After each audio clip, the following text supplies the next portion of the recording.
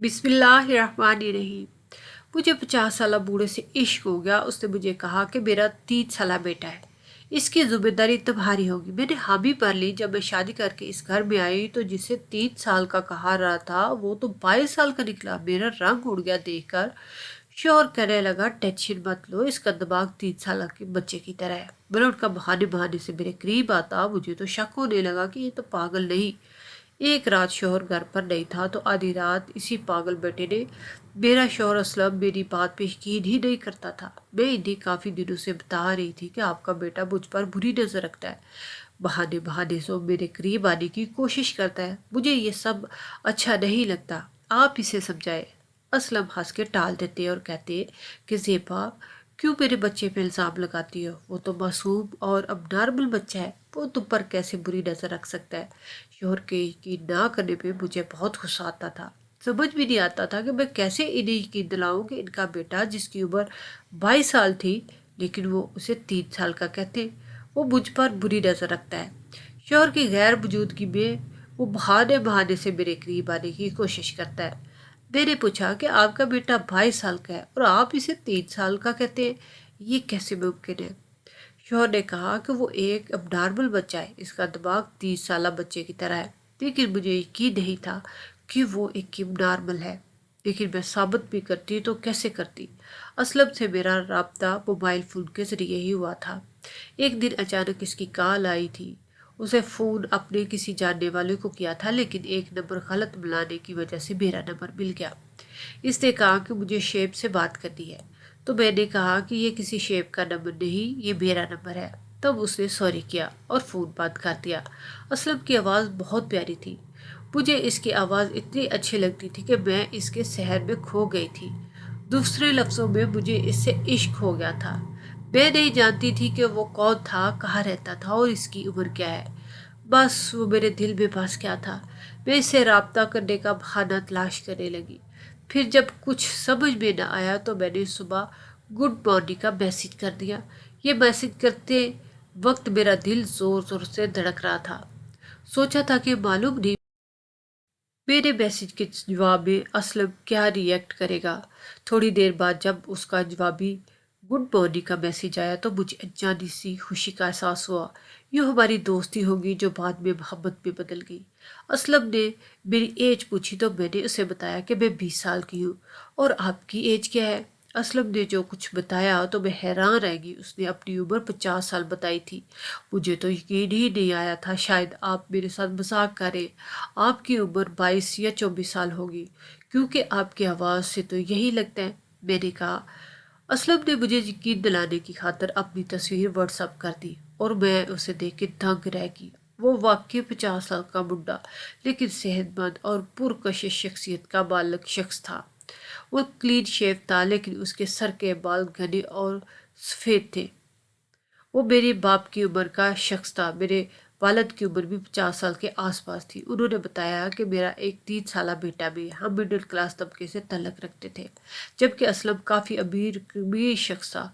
वो कि वो बूढ़ा था लेकिन मुझे इससे इश्क हो गया था और मैं दिन रात इसी के बारे में सोचने लगी। मैंने असलम से अपनी मोहब्बत का इजहार कर दिया था। सोचा था कि वो भी मोहब्बत का जवाब मोहब्बत से देगा, लेकिन उससे खामोशी इख्तियार कर ली। मुझे डर लगा कि कहीं वो मेरे इजहार मोहब्बत करने से नाराज ना हो गया हो। लेकिन अगले ही दिन उसने मुझसे साफ लफ्ज़ों में कह दिया, देखो ज़ेबा, मैं मोहब्बतों के चक्कर में पड़ने वाला इंसान नहीं हूँ। अगर तुम्हें मुझसे मोहब्बत है तो क्या तुम मुझसे शादी करोगी? मेरा नाम ज़ेबा है और मेरी उम्र 20 साल थी। हम दो बहनें एक भाई थे। बड़ी बहन की शादी हो चुकी थी, अब शादी करने की बारी मेरी थी। मेरा कहीं रिश्ता नहीं हुआ था। मेरे घर वालों की ख्वाहिश थी कि मेरा रिश्ता किसी अच्छी जगह हो जाए। मैंने असलम से शादी करने का फैसला कर लिया। मैं इसकी अमारत से मरगूब हो गई थी और जब उन्होंने मुझसे शादी करने के बारे में पूछा तो मैंने हाँ कह दिया।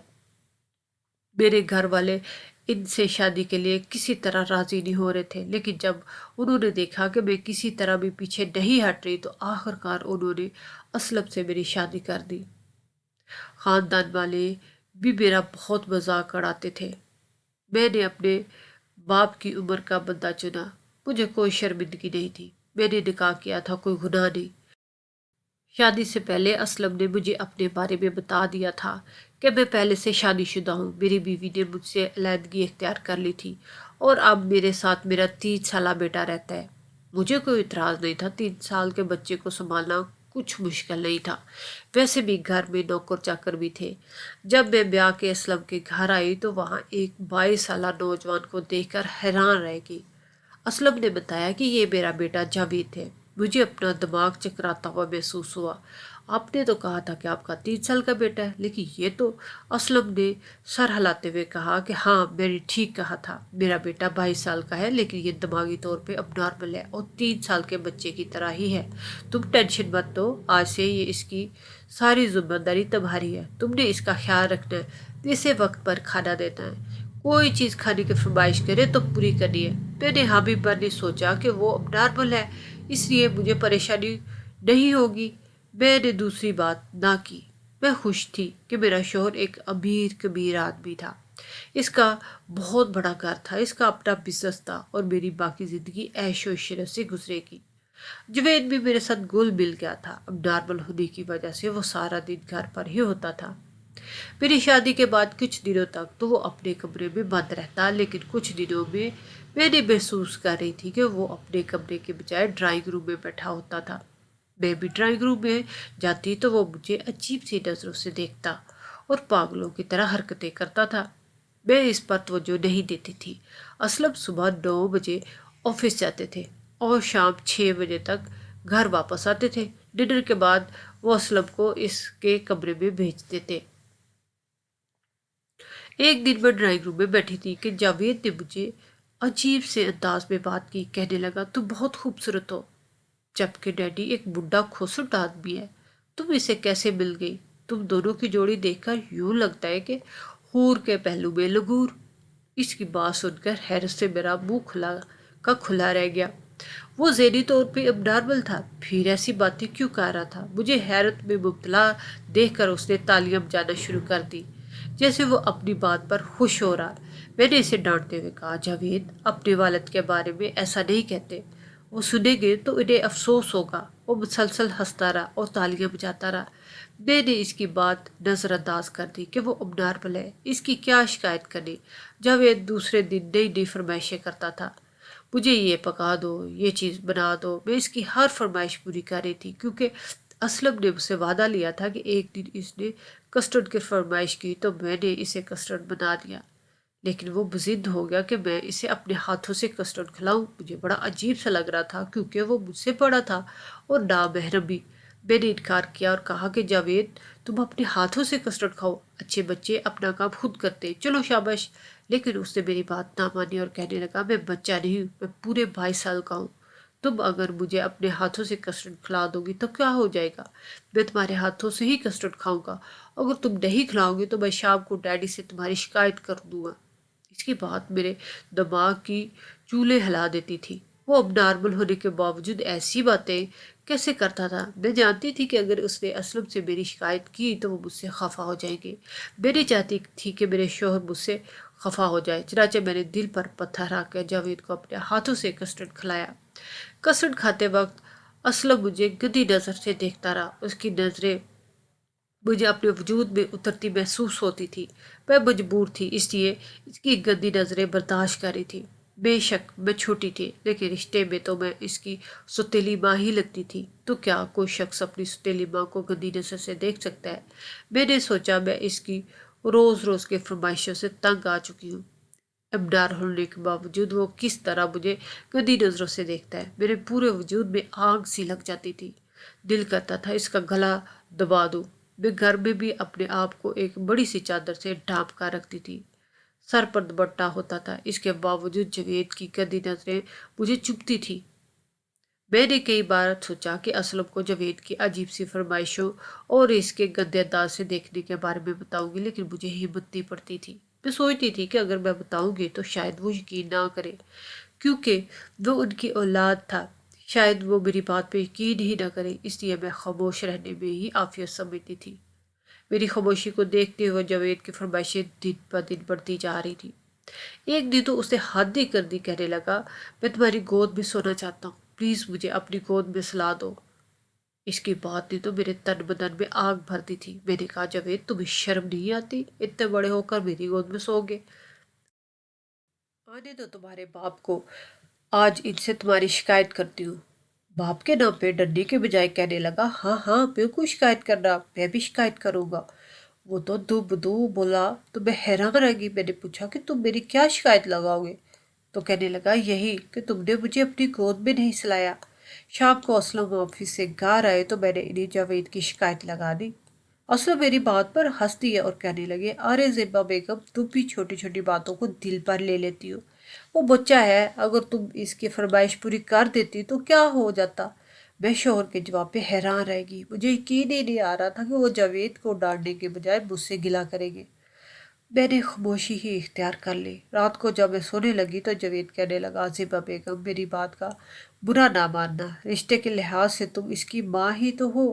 میں نے تم سے کہا تھا نا کہ جاوید 22 سال کا ضرور ہے لیکن اس کا دماغ 3 سال کے بچے کی طرح ہے۔ اسے ماں کا پیار نہیں ملا اس لیے وہ تم سے لاڈ پیار کرتا ہے، پلیز اس کا دل مت توڑا کرو۔ مجھے امید ہے تم میری بات سمجھ گئی ہوگی۔ اسلم کی بات سن کر تو میں خاموش ہی ہو گئی تھی، لیکن میں نے جاوید کا لاڈ نہ اٹھانے۔ جاوید مجھے تمسخر بڑی نظروں سے دیکھتا تھا، جیسے کہتا ہو میرے ڈیڈی کو شکایت کر کے تم نے کیا بلا؟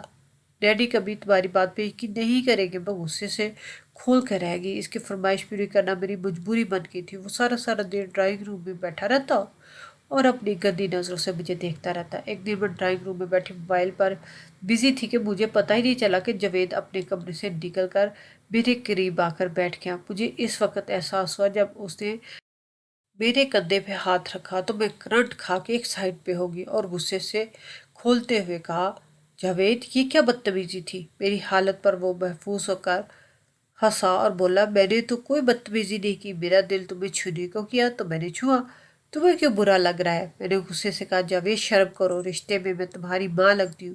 اس نے کہہ لگایا اور کہنے لگا ماں لگتی ہو لیکن ماں نہیں ہو، تم مجھ سے چھوٹی ہو، میری ماں بن ہی نہیں سکتی۔ اچھا ڈرو مت، میرے پاس آ کر بیٹھو، ہم دونوں باتیں کرتے ہیں۔ میرا دل کیا کہ میں اس کے منہ پہ زوردار تھپڑ مار دوں، لیکن ضبط کر گئی اور اس کی اوچھی حرکتیں دن بدن بڑھتی جا رہی تھی اور میری برداشت جواب دیتی جا رہی تھی۔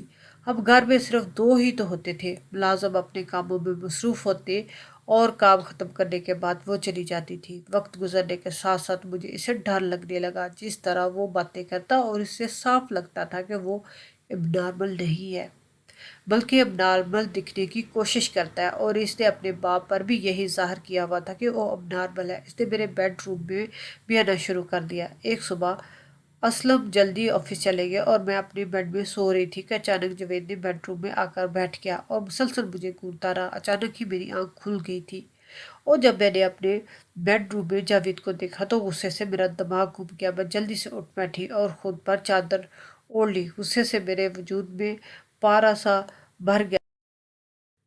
جاوید یہ کیا بدتمیزی ہے؟ تم کو کس نے اجازت دی یوں چوری چھپے میرے بیڈ روم میں آنے کی؟ میں نے غصیلے لہجے میں کہا تو وہ مکرو انداز میں ہنسا اور کہنے لگا تم سوتے ہوئے بہت خوبصورت لگ رہی تھی، میری تو تم پھر نظر ہی نہیں ہٹ رہی تھی۔ اس بات کے بعد اس نے نازیبا باتیں بھی کی تھی جس سے میرے غصے میں اضافہ ہو گیا اور میں نے ایک زوردار تھپڑ اسے دے مارا۔ میں نے اسے اتنا بے عزت کیا کہ وہ غصے سے چیختا ہوا بیڈ روم سے چلا گیا۔ مجھے کچھ اور نہ سوچا تو میں نے اسلم کو فون کر دیا اور ساری بات بتا دی۔ اسلم بولے کہ اچھا ٹھیک ہے، میں اس وقت بزی ہوں، شام کو آؤں گا تو جاوید سے بات کروں گا۔ شام کو اسلم نے آنے سے پہلے ہی جاوید اپنے کمرے میں جا کر سو گیا۔ اس نے رات کا کھانا بھی نہیں کھایا تھا۔ میں نے اسلم سے کہا کہ آپ مانے یا نہ مانے، جاوید بالکل ٹھیک ہے اور اب نارمل ہونے کی ایکٹنگ کرتا ہے، آپ اس کا کسی اچھے سے ڈاکٹر سے چیک اپ کروائیں، دودھ کا دودھ اور پانی کا پانی ہو جائے گا۔ میری بات پر اسلم سوچنے پہ مجبور ہو گئے تھے، پھر بولے کہ اچھا ٹھیک ہے میں کچھ کرتا ہوں۔ اگلے دن اسلم نے جاوید سے بات کی اور اسے سمجھایا اور اس نے وعدہ کر لیا کہ وہ مجھے تنگ نہیں کرے گا۔ اسلم نے تو اس کی بات پہ یقین کر لیا، لیکن مجھے یقین نہیں تھا۔ ایک دن اسلم نے آفس جانے سے پہلے مجھ سے کہا کہ میں آج شام دیر سے آؤں گا، مجھے ضروری کام سے کہیں جانا ہے۔ مجھے تشویش ہوئی، میں نے کہا کہ آپ مجھے میرے میکے چھوڑ جاتے، جب آپ کا کام ہو جائے تو واپسی پر مجھے لیتے جائیے گا۔ اسلم نہیں مانے، کہنے لگے کہ وقت کا کوئی اندازہ نہیں ہے کہ میں کب تک فری ہوں گا، تم گھر پر ہی رہو، وہ آفس چلے گا اور میں گھر میں ہی رہ گی۔ میری نظر اچانک جوید پر پڑی جو اپنے کمرے کے دروازے کے پیچھے چھپ کر ہماری باتیں سن رہا تھا۔ اس کے چہرے پر خباثت زدہ مسکراہٹ ابھر رہی تھی۔ مجھے اس کی مسکراہٹ سے خوف محسوس ہوا۔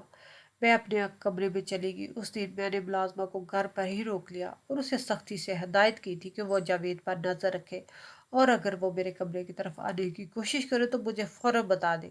جاوید کی نیت میں فطور تھا، اس نے کسی نہ کسی بہانے سے ملازمہ کو گھر سے باہر نکال بھیجا اور خود کے میرے کمرے میں گھس آیا۔ اسے دیکھ کر تو میری چیخ ہی نکل گئی۔ اس کے چہرے پر شیطانی مسکراہٹ رقص کر رہی تھی، بلکہ وہ اس وقت پورے کا پورا شیطان ہی لگ رہا تھا۔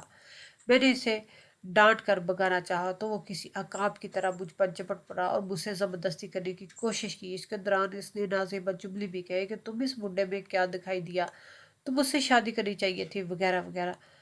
میں نے اسے کامیاب نہ ہونے دیا اور بڑی مشکل سے اپنی عزت بچائی۔ اسی دوران میرے ہاتھ میں گلدان آ گیا، جیسے میں نے فوراً اٹھا کر جاوید کے سر پہ دے مارا۔ جاوید چیخ کر بیڈ سے نیچے گر پڑا، اس کا سر پھٹ گیا تھا، وہ مجھے گندی گندی گالیاں دینے لگا۔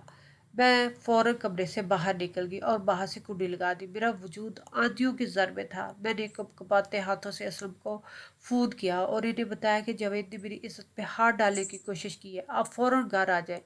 اسلم فوراً ہی گھر آ گئے۔ اس کے گھر آتے ہی جاوید نے پاگلوں جیسی حرکت کرنا شروع کر دی اور الٹا مجھ پر ہی الزام لگا دیا کہ میں نے چھوٹی امی سے فرمائش کی۔ انہوں نے فرمائش پوری کرنے کے بجائے میرے سر پہ گلدان دے مارا۔ اس کی بات سن کر اسلم کشمکش کی میں مبتلا ہو گئے۔ انہوں نے پہلے جاوید کے سر کی مرہم پٹی کی اور اسے کمرے میں چھوڑ کر آئے۔ میں زیبا سے بات کرتا ہوں، مجھے ڈر لگ رہا تھا میں کہیں اسلم جاوید کی بات پر یقین نہ کر لے اور مجھے جھوٹا نہ کہے۔ اسلم نے مجھے ڈرائنگ روم میں بٹھایا اور خود بیڈ روم میں چلے گئے۔ کچھ دیر بعد وہ باہر آئے تو ان کے ہاتھ میں موبائل فون تھا اور وہ سب کے عالم میں تھا۔ وہ ویڈیو دیکھ رہے تھے جو انہوں نے ریکارڈ کی تھی۔ ہوا یوں کہ میرے مسلسل جاوید کے بارے میں کہنے کی وجہ سے اسلم شک میں پڑ گئے تھے۔ ان کا خیال تھا کہ میں جھوٹ بولتی ہوں کہ جاوید اب نارمل نہیں، وہ ڈرامہ بازی کر رہا ہے۔ تنگ آ کر انہوں نے آج صبح ہی اپنے بیڈ روم کے علاوہ ڈرائنگ روم میں بھی موبائل فون ریکارڈنگ پر لگا کر چھپا دیا۔ وہ دیکھنا چاہتے تھے کہ میں جھوٹی ہوں یا جاوید۔ انہوں نے مجھے بھی نہیں بتایا تھا۔ اب جب انہوں نے ویڈیو میں دیکھ لیا تو میں سچی ہوں اور جاوید ایک ڈرامہ باز لڑکا۔ اسے ملازمہ کو بہانے سے باہر بھیج کر زبردستی میرے کمرے میں گھس کر مجھ سے زبردستی کرنے کی چاہی تھی اور میں نے اپنی عزت بچانے کی خاطر اس کے سر پہ گلدان دے مارا تھا تو حقیقت سامنے آ گئی تھی اور ان کی آنکھوں بھی کھل گئی تھی۔ انہوں نے فوراً ہی پولیس کو بلایا، جاوید کو گرفتار کروا دیا۔ اس کا چیک اپ کیا تو اس کا دماغی حالت بالکل ٹھیک نکلی۔ وہ ایک نارمل انسان تھا مگر اب نارمل رہنے کی ایکٹنگ کرتا۔ اسلم نے مجھے اس کے بارے میں جو کچھ بتایا وہ حیران کر دینے والا تھا۔ جاوید اسلم کا سگا بیٹا نہیں تھا۔ آج سے 25 سال پہلے اس کی شادی صفیہ نامی عورت سے ہوئی تھی، لیکن شادی کا کافی عرصہ گزرنے کے باوجود اس کے ہاں کوئی اولاد نہیں تھی۔ اسلم بانجھ تھے۔ جب ان کی بیوی ٹھیک تھی لیکن اسلم نے اپنی بیوی کو بانجھ پن کا طعنہ نہ دیا اور انہوں نے جاوید کو اڈاپٹ کر لیا۔ اسلم کی پہلی بیوی کو اچھا نہیں لگا، وہ کہتی تھی کہ خون اپنا ہی ہوتا ہے۔ انہوں نے جاوید کو پالنے کی کوشش کی لیکن وہ ایک بدتمیز بچہ تھا، ہر وقت اس سے بدتمیزی کرتا، اس کی بات نہ مانتا۔ نتیجتاً ان کی جاوید کی وجہ سے اسلم سے لڑائی ہوئی اور اسلم نے انہیں چھوڑ دیا۔ جاوید کی پرورش کے لیے انہوں نے آیا رکھ لی تھی۔ کچھ عرصے کے بعد جاوید نے خود کو پاگل ظاہر کرنا شروع کر دیا اور یوں ظاہر کرتا تھا جیسے وہ اب نارمل ہو۔